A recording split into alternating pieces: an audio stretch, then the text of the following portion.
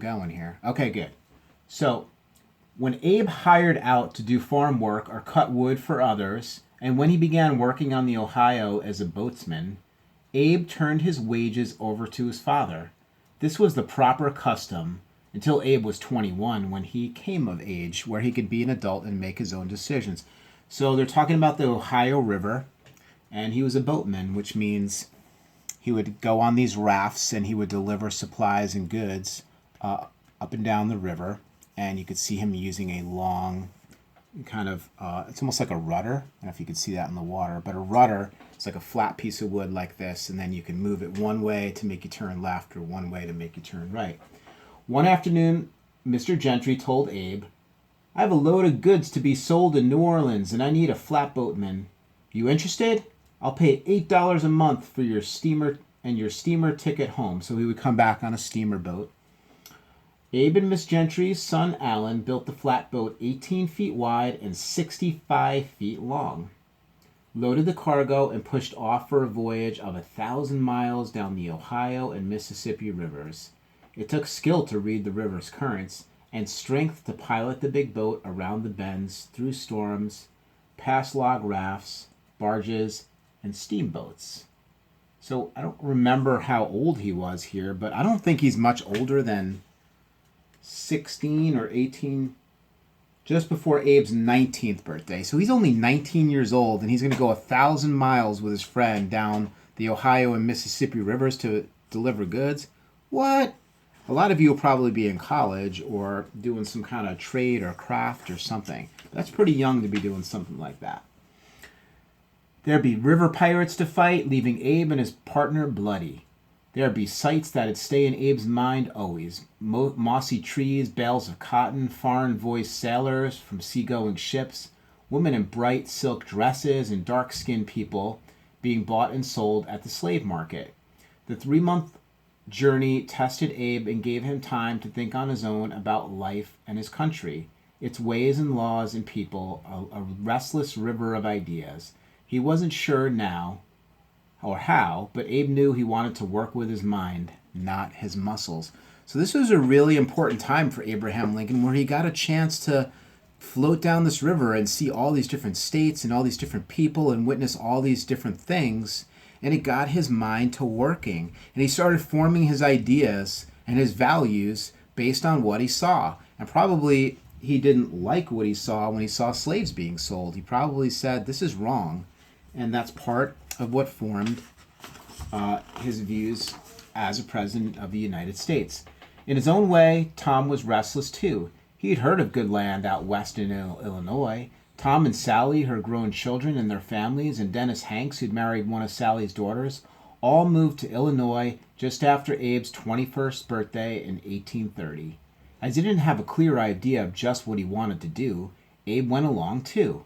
After one of the coldest of Illinois winters, Abe finally said goodbye to his family. As he described himself later on, Abe was a floating piece of driftwood who came to a stop in the tiny village of New Salem, Illinois, on the Sangamon River by July 1831. By the time he left New Salem 6 years later, Abe had earned a reputation as an able boatsman, honest postmaster, storekeeper, land surveyor, soldier, and a wrestler who could throw the toughest guys around, then shake hands and tell a funny story. He studied with the schoolmaster and borrowed law books from lawyer Stewart 16 miles away over in the town of Springfield. So if Abe Lincoln was known for a couple of things, a lot of people called him Honest Abe because he was known for being really honest, never trying to cheat anybody. There's a story about him once walking miles to give change back to somebody who gave him too much money when they bought something from his store or the store he was working at. Like, he literally walked a few miles and said, "Oh, like, I'm sorry, you gave me too much money. Here's your money back." Like, that is someone who is really honest. And the other thing we talked about, just a cool fact about him, is he liked to wrestle people, like grapple and stuff like that. He was really good. I've heard, this is the story, is that he wrestled about 300 times and he lost only once. So he was a physically strong guy who could have done any kind of labor job and done well at it, but he wanted to use his mind. Abe studied grammar and joined the New Salem Debating Society to learn to speak his ideas with force and logic. He decided to be a politician and represent his neighbors at the Illinois General Assembly in Vandalia. People laughed at how he looked, then liked how he talked. Abe got elected on his second try in 1834. He was 25 years old. So Abraham Lincoln was really tall, and he also dressed like a country bumpkin. Like he had suits, but they were dirty, or they weren't the right size, or they were wrinkled. So people didn't always take him seriously until they heard him talk. He was a great speaker. And debating people on topics is good. You learn how to argue your points, not like argue yelling at people, but how to like back up your ideas with conviction and with facts about stuff. So to be a good debater is something that helped Abraham Lincoln reach those levels where he could be a good politician someday, a good president. Hey, Miss Jill, how are you? Abe read law books as he rode the country roads between the state capitol in Vandalia and his home in New Salem. He helped to make laws about taxes, schools, and such internal improvements as widening rivers and digging canals for inland navigation.